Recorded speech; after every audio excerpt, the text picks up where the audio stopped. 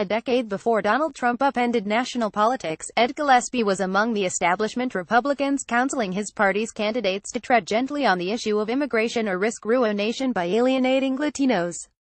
Now he is Virginia's Republican nominee for governor, sounding remarkably like Trump as he speaks from a hay bale-laden stage at the Washington County Fairgrounds in southwest Virginia. The president won 75% of the vote in this part of the state, and Gillespie is trying to prove that an establishment Republican still can succeed under the shadow of Trump. Do we need to have sanctuary cities here in Virginia? Gillespie asked the crowd, raising an issue he has highlighted in ads that feature heavily tattooed Latinos and threats of menacing gangs. "No, we don't," the crowd shouted back, and he added firmly, "No, we don't." The ads are not subtle. MS-13's motto is kill, rape, control. Blair's won. Ralph Northam's policy. Northam cast the deciding vote in favor of sanctuary cities that let illegal immigrants who commit crimes back on the street, increasing the threat of MS-13. Northam, the state's lieutenant governor and the Democratic candidate, did vote against a ban on sanctuary cities in a procedural move engineered by his Republican opponents. But Virginia does not have any sanctuary cities, and those that exist elsewhere do not allow immigrants arrested for major crimes back on the street. Gillespie portrayed a very different image a day later at a high school in Oaksville, an exurb in northern Virginia, the region whose booming growth has propelled the state to a persistent blue tint in recent elections.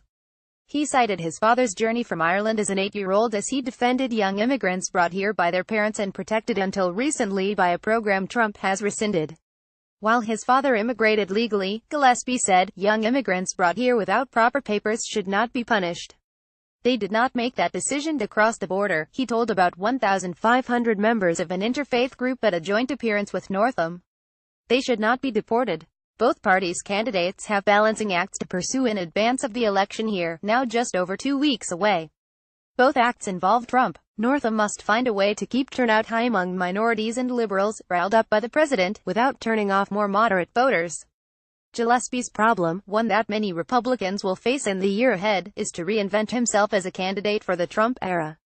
Gillespie's sanctuary city ads are part of a strategy meant to prove that winning is still possible for a candidate who by most definitions should be out of favor among his party's most avid activists.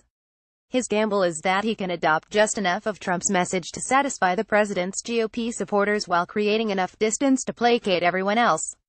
The strain sometimes shows speakers at the Washington County event emphasized their grievances against former President Obama rather than delving deeply into Gillespie's background. That is because Gillespie is precisely what Trump ran against, a legendary Washington lobbyist, a former counselor to President George W. Bush and chairman of the Republican National Committee, a lifelong representative of a party establishment that Trump has done his best to demolish. Trump may be generally unpopular in Virginia, but he still looms large, as he does everywhere else, whether the candidates like it or not. "I feel like it's a referendum on President Trump," said Cornell Williams, a 37-year-old high school administrator who lives in Prince William County, a key decider in Virginia elections. He described Trump's presidency as an exhausting circus sideshow. "The presidential election took so much energy," he said. "A lot of people are dealing with the aftermath. For Republican candidates in contested states like Virginia, the fact that everything revolves around Trump raises two vexingly opposite scenarios every day brings the potential for a Trump tempest that could alter the election by riling Democrats or by energizing Republicans."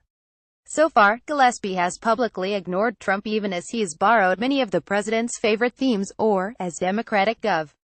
Terry McAuliffe put it at a Northam rally in Richmond on Thursday, he has treated the president of his party like a communicable disease.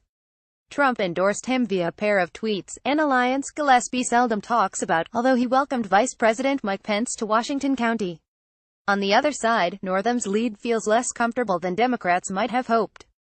Most often, Virginia elects governors of the party that lost the presidential contest the year before. No Republican has won atop of the ticket's statewide race since 2009. Virginia elects its governor every 4 years, for a single term. The last 3 presidential elections have gone to Democrats, with Hillary Clinton winning by more than 5 points. But to nervous Democrats, a more important factor is the huge drop-off in turnout between presidential contests and state races. According to the Virginia Department of Elections, 72% of registered voters cast ballots in 2016. In the last governor's race, in 2013, only 43% voted. The smaller electorate is generally older and more conservative, like one that helped Gillespie nearly knock off Democratic Sen. Mark Warner in 2014. The need by Democrats to pull in younger and more diverse voters, particularly African Americans, brought Obama to the Richmond rally. Elections matter. Voting matters, he told the rapturous crowd. You can't take anything for granted. You can't sit this one out. Earlier in the campaign, as he worked to dispatch a challenger in the Democratic primary, Northam, a pediatric neurologist and Army veteran, harshly condemned Trump, calling him a narcissistic maniac. He has now turned to a more congenial argument.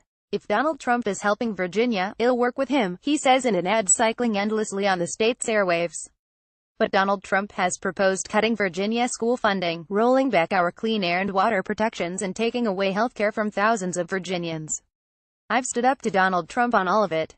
Ed Gillespie refuses to stand up to him at all. Northam also has used a familiar set of social issues to assail Gillespie. One ad aimed at female voters features audio of Gillespie declaring, "I would like to see abortion be banned." Aides said Gillespie continues to support exceptions for rape, incest or threat to the life of the mother. Since the Las Vegas shooting, Northam also has called for restrictions on assault weapons, a position not shared by Gillespie. The gun issue demonstrates how difficult it can be to merge two distinct voter blocs. In the suburbs of Northern Virginia, gun control is popular. In Trump strongholds, gun rights are inviolate. Preserve our history, protect the Second Amendment, preserve our values, paramedic James Bardinelli of Bristol, VA, said when asked what he saw in Gillespie. Bardinelli was helping a friend sell merchandise at the Washington County event. The best-selling item was a Navy sweatshirt promoting a 2020 ticket Trump NRA. For both sides, the stakes are high, said Stephen Farnsworth, a presidential scholar at the University of Mary Washington in Fredericksburg, VA. The Trump people are going to want to show that Trump is an asset to the Republican Party, he said. And the Democrats would like to show that he is not.